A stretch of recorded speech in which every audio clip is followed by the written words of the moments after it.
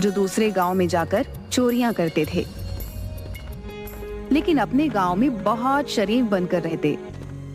एक दिन वो घने पेड़ के नीचे आराम कर रहे थे कि तभी पालमपुर गांव के हरिया और बंसी उस पेड़ के पास आकर एक दूसरे से बातें करने लगे। अरे बंसी भैया, सुना है कल मुखिया जी की बेटी की बारात शहर से आ रही है, क्या तुम्हारे पास दावत आई है क्या? हाँ हाँ हरिया भैया, मेरे घर तो आई है, तुम्हारे घर पर आई है क्या? अरे कल खुद मुखिया जी मेरे घर पर आए थे और मुझे पूरे परिवार सहित दावत कहकर गए हैं। सुना है मुखिया जी अपनी बेटी की शादी बहुत धूमधाम से कर रहे हैं, कल 21 तरह के पकवान बनेंगे खाने में। मैंने भी कुछ ऐसा ही सुना है। हरिया भैया, मेरे तो मुंह में अभी से सोच सोच कर पानी आ रहा है। अरे मैं तो आज शाम से खाना ही नहीं खाऊंगा, ज्यादा भूख लगेगी तो पूरे 21 पकवान ही पेट भरकर खा लूंगा। हाँ। अरे बंसी भैया, भावनाओं में बहकर कहीं ज्यादा मत खा लेना, वरना पेट खराब हो जाएगा। क्या फायदा पूरे 21 पकवान के स्वाद के चक्कर में तुम्हें 21 दिन भूखा रहना पड़े। बात तो तुम बिल्कुल सही कह रहे हो हरिया भैया। वैसे कुछ भी कहो, आसपास किसी भी गांव में आज तक ऐसी शादी का इंतजाम नहीं किया गया जैसा कल मुखिया जी अपनी बेटी की शादी का कर रहे हैं। अरे भाई, लड़का कलेक्टर है, मुखिया जी ने इस शादी के लिए अपनी पूरी 10 बीघा जमीन बेची है और वो सारा पैसा शादी में ही खर्च कर देंगे। चलो हरिया भैया, अभी से तैयारियों में जुट जाते हैं। बंसी भैया, मुखिया जी के साफ साफ आदेश है कि समारोह में अच्छे और ढंग के कपड़े पहनकर आने, नहीं तो उनकी नाक कट जाएगी। इसीलिए कल हम दोनों को अच्छे कपड़े पहनने। सही कहा तुमने, मैंने तो पहले से ही शहर से अपने लिए एक कोट पैंट सिलवा लिया था। चलो अब चलते हैं। इतना कहकर वह दोनों वहां से चले गए।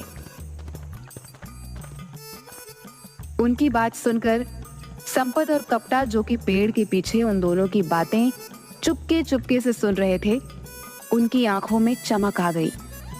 सुना कपटा, पालमपुर गांव के मुखिया की बेटी की शादी कलेक्टर से हो रही है।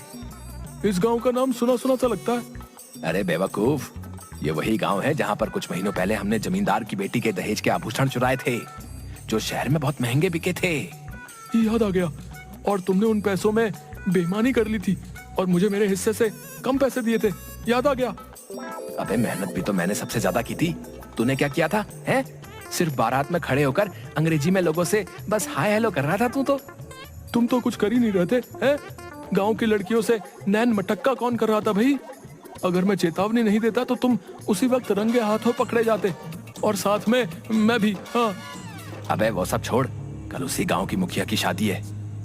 सही कहा तूने संपत, इसका मतलब मुखिया ने खूब दान दहेज का प्रबंध भी किया होगा। अरे जब 21 तरह के पकवान खाने में बनवा रहा है तो बेटी के लिए सोने के आभूषण कितने महंगे महंगे बनवाए होंगे, हैं? हमें किसी भी कीमत पर उन आभूषणों को चुराना होगा, समझा? लेकिन कैसे, अगर हम दोनों पहचान में आ गए तो? ये तूने सुना नहीं, वो दोनों बेवकूफ क्या बोल रहे थे कि शादी में अच्छे से अच्छे कपड़े पहनकर आना है। अबे हम दोनों के पास अच्छे कपड़ों की कोई कमी है क्या बे? बढ़िया सा ब्रांडेड कोट पहनकर चलेंगे, कोई शक नहीं कर पाएगा, समझा क्या? और मौका देखकर मुखिया की बेटी के आभूषण वहां से लेकर चंपत हो जाएंगे। चलो गांव चलकर अभी से तैयारियां करना शुरू कर देते हैं। लेकिन हमें बहुत होशियारी से काम लेना होगा संपत भैया, क्योंकि हम दोनों कुछ महीने पहले ही उस गांव में चोरी करके आए हैं। अबे कुछ नहीं होगा, सबसे पहले तो अभी हम दोनों अपने गाँव चलते हैं। पूरे 1 महीने से हम दोनों गाँव में नहीं गए। सारे गाँव वाले समझते हैं कि हम दोनों शहर में कोई बहुत बड़ा बिजनेस करते हैं। कपड़े तो पहन लें। ये बात तो मैं भूल ही गया।